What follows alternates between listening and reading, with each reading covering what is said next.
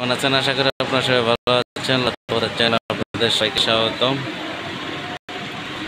শুক্রবার দিন নামাজ শেষে মসজিদ থেকে বের হয়ে মাদ্রাসা ছাত্রগুলো চলে যাচ্ছে রাস্তাতে সারিবদ্ধভাবে। আসলে এটা মুসলিম দেশে এটা ঐতিহ্যবাহী, এটা দেখলেই বোঝা যায়।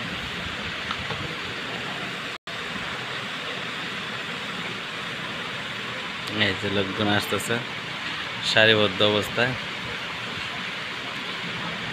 মুসলিম রাষ্ট্রে আসলে এরকমভাবে শালীনতাভাবে বজায় রেখে এইভাবে মসজিদে নামাজ পড়তে গেলে মানুষের মনেও আনন্দ লাগে, আর এইটা দেখে দেখে অনেকেও নামাজ শিক্ষার জন্য মসজিদে চলে যায়। বাবুর আবার চায় দেখতেছে, হাসতেছে আবার।